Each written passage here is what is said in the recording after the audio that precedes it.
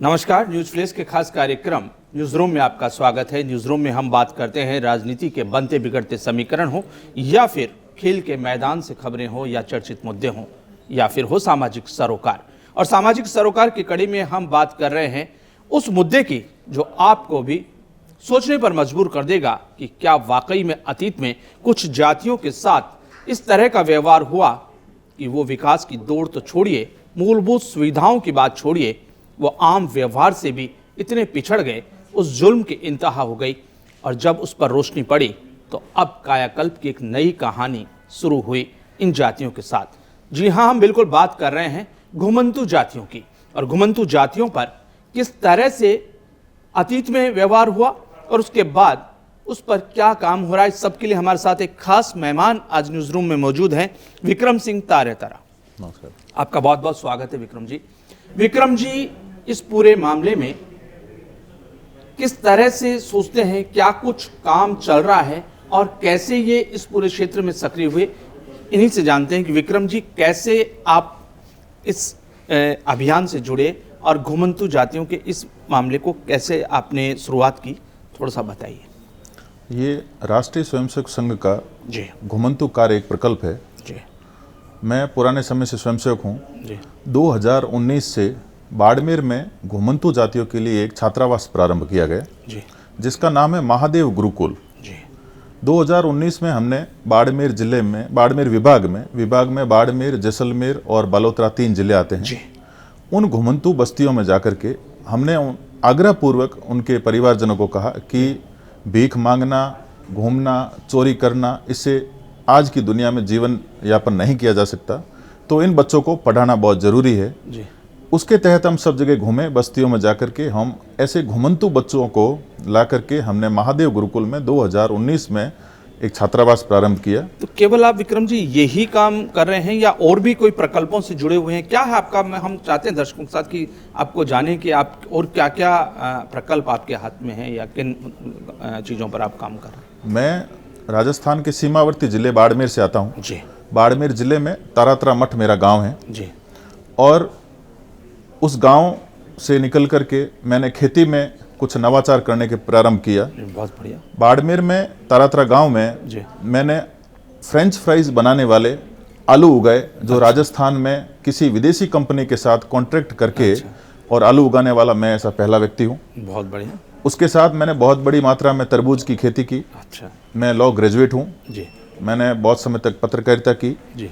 और मैं अभी संघ के साथ मैं ये कार्य कर रहा हूँ। घुमंतू जातियों के लिए मैं कार्य कर रहा हूँ। घुमंतू जाति की जब बात आती है तो कभी कभी हमने भी ऐसा पढ़ा है कि घुमंतू जातियों का जो इतिहास है, खुद के शौर्य का जो इतिहास है, जो वीरता का इतिहास है, वो जबरदस्त है, लेकिन व्यवहार जो हुआ उसके बाद वो गलत है। जैसा हमने कहा कि वो व्यवहार बहुत ही निम्न स्तर का रहा। समाज ने जो कुछ उनके साथ किया वो अच्छा नहीं किया, जो तत्कालीन सरकारें थी उन्होंने अच्छा नहीं किया। तो क्या स्थिति थी, क्या थोड़ा इसको विस्तृत रूप में कि पहले क्या स्थिति थी, कौन सी जातियां इसमें आती है? और ये जो घुमंतू शब्द तो गाडोलिया लोहार जो हैं उनके बारे में कहा जाता है कि वो महाराणा प्रताप के वंशज हैं या उनके सैनिक हैं या उनके साथ की योद्धा हैं। थोड़ा सा आप इस पे हम जानना चाहेंगे। घुमंतू कोई भी व्यक्ति जब एक स्थान से दूसरे स्थान घूमता रहता है तो उसको बेघर कहा जाता है जी। और जब पूरा का पूरा समुदाय एक साथ एक स्थान से दूसरे स्थान पर घूमता है, उनको घुमंतू जाति बोलते हैं। इनका कोई स्थायी निवास नहीं है, इनका कोई ठिकाना नहीं है। ये पूरे दिन भर एक जगह से दूसरी जगह घूमते हैं और जहां रात हो गई वहां पर वो अपना रुक जाते हैं। किसी के खेत में, कहीं पे भी जंगल में अपना टेंट लगा के, जो भी पतरा है उसमें लगा के वो अपनी जीवन यापन करते हैं। घुमंतू जातियां ये योद्धा जातियां रही जी। और उनको इतिहास लिखने वालों ने या सरकारों की वजह से आप इनकी बात को अगर समझेंगे तो ये योद्धा जाति थी जो हथियार बनाती थी। गाडोलिया लोहार जिनकी आप बात कर रहे हैं, आज भी वो इस तरह के सामान बनाते हैं, इस तरीके के सामान बनाते हैं। तो ब्रिटिश काल में अंग्रेजों को इनसे निपटने के लिए और इनको कोई उपचार नहीं लगा, तो उन्होंने एक 1871 में एक कानून बना दिया। अच्छा। अब आप मानने के लिए या हर आदमी ऐसे अचरज करेगा कि ऐसी जातियों को हमारे समाज में पुत्र होने पर हम बहुत सारी बधाइयां देते हैं, खुशी खुशियां मनाते हैं, पूरा दुनिया खुशियां मनाती है। लेकिन घुमंतू जातियों में ये जो जातियां थी, इन जातियों के घर में पुत्र या पुत्री जो भी पैदा होते थे, उसके पिता को दौड़कर थाने में जाकर के और कहना पड़ता था कि मेरे घर में एक पुत्र का जन्म हुआ है और उसको अपराधी श्रेणी में आप दर्ज कीजिए। मतलब वो पैदा होते ही वो अपराधी हो गया, ऐसा 1871 जन्मजात अपराधी घोषित कर दिया गया। ये 1871 का कानून था जी।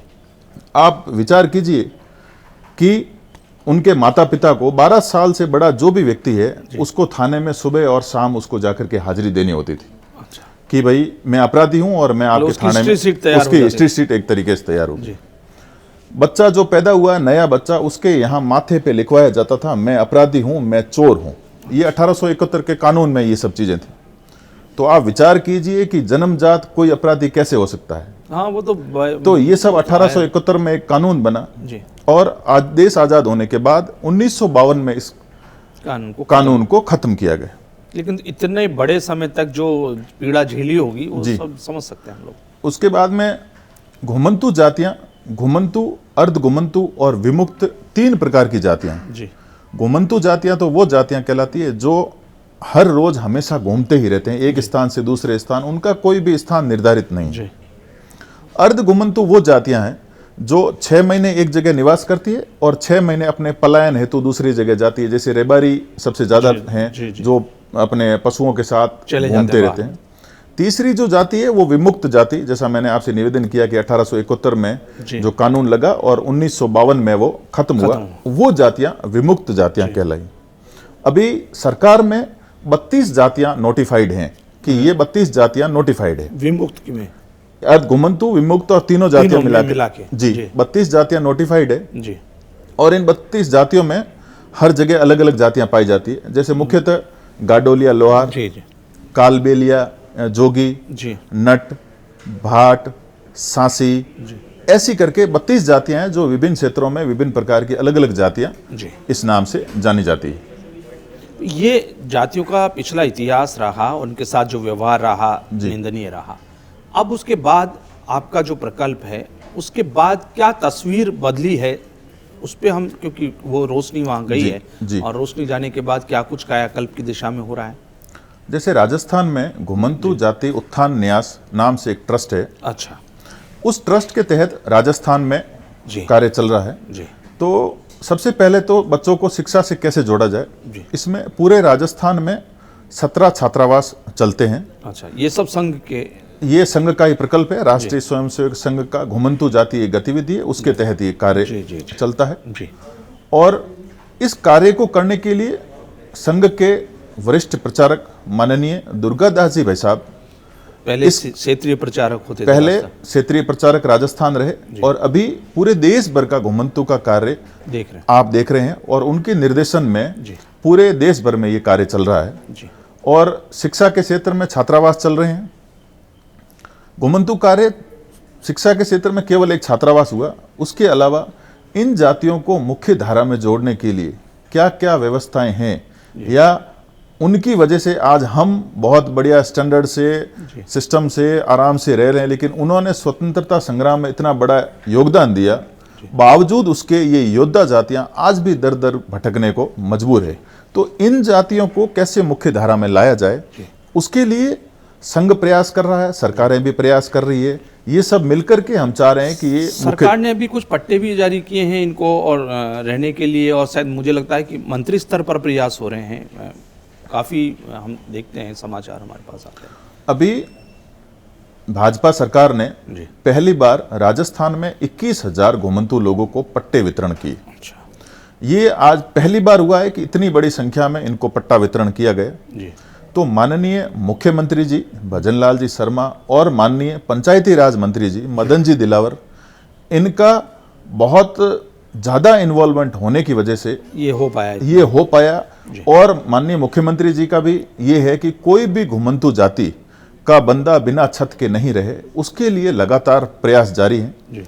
पहला जो इस सरकार ने बहुत बड़ा काम किया कि 21,000 लोगों को पट्टे दिए, उसके बावजूद दूसरा कार्य ये किया कि इनके पास डॉक्यूमेंटेशन नहीं है। अच्छा, देश आजाद होने के 75 साल बाद भी तो फिर सुविधाओं का लाभ तो हो ही नहीं सकता। सुविधा का लाभ तो ये किसी तरीके से ले नहीं सकते, इसलिए इनको आज भी योद्धा इसलिए कहा जा रहा है कि हथियार नहीं चलाना अलग बात है, लेकिन अपना जीवन यापन करना भी एक बहुत बड़ी बात है। जीवन से युद्ध है अब तो। हाँ, जीवन से युद्ध है। और ये लोग, और इनके पास कुछ नहीं है, कोई राशन इनको मिल नहीं सकता, सरकारी स्कीम इनको मिल नहीं सकती, ये कुछ भी नहीं ले सकते।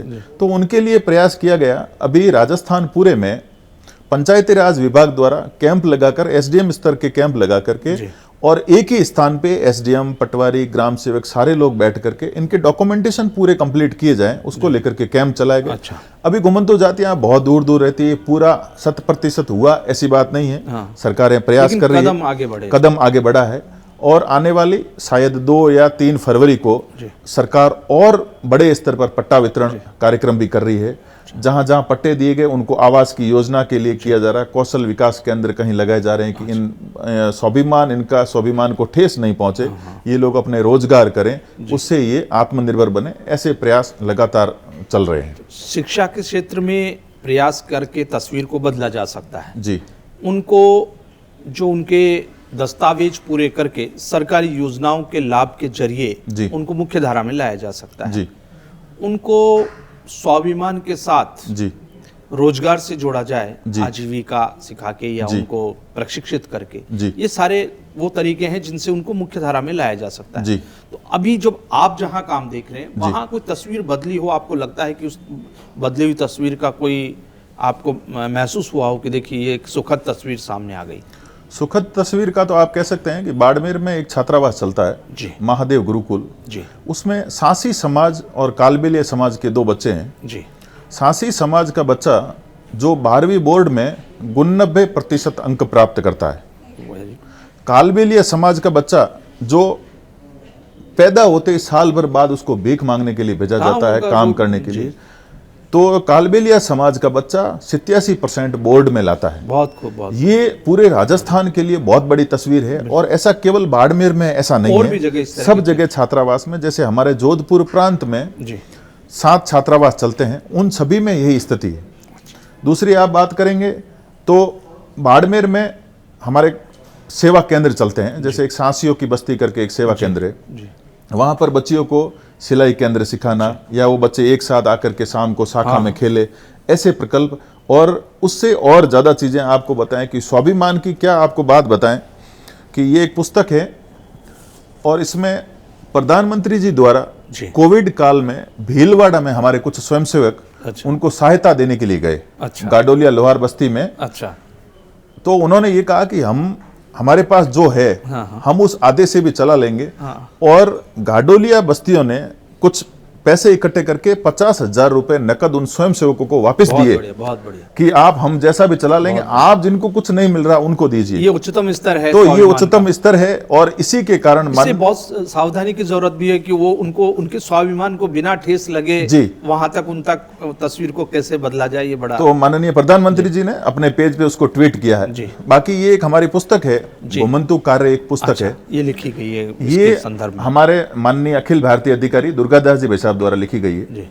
और हम इस पुस्तक को राजस्थान में या जहां भी जाते हैं इस पुस्तक को भेंट करते हैं। भेंट करने का मतलब है कि इसमें ओवरऑल पूरा घुमंतु है क्या, घुमंतु विषय क्या है, ये सब हम अधिकारियों को, मौजूद व्यक्तियों को, उनको देते हैं। तो इससे क्या है, जब तक केवल सरकार ही सारा काम करे ये संभव नहीं है। सामाजिक सरोकार के अंदर तो जब तक समाज नहीं साथ लगेगा तब तक आप समझे कि केवल सरकार के भरोसे पूरे आप बदल देंगे परिदृश्य को, संभव नहीं। तो मेरा भी आपके चैनल से माध्यम से एक निवेदन करना चाहूंगा कि ये विषय अधिकतम लोगों तक जाए, आम व्यक्ति इस बात को सुने, समझे कि घुमंतु भी ऐसी जातियां हैं, उनके लिए समाज प्रयास करे, उसके लिए आपके मार्फत ये अधिकतम लोगों तक पहुंचेगा। आपने शुरुआत की है बोलने की, अपने कार्यों को बताने की, तो निश्चित रही है कि जो आईना है, जो उसमें जो आपका बिंब बनेगा वो दूर तक पहुंचेगा, और देखेगा ये आपके सकारात्मक काम जो है उसके जरूर कहीं न कहीं तस्वीर बदली हुई नजर आएगी, और जो रंग आप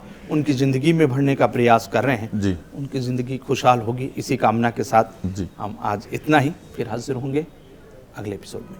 तब तक दीजिए इजाजत, नमस्कार।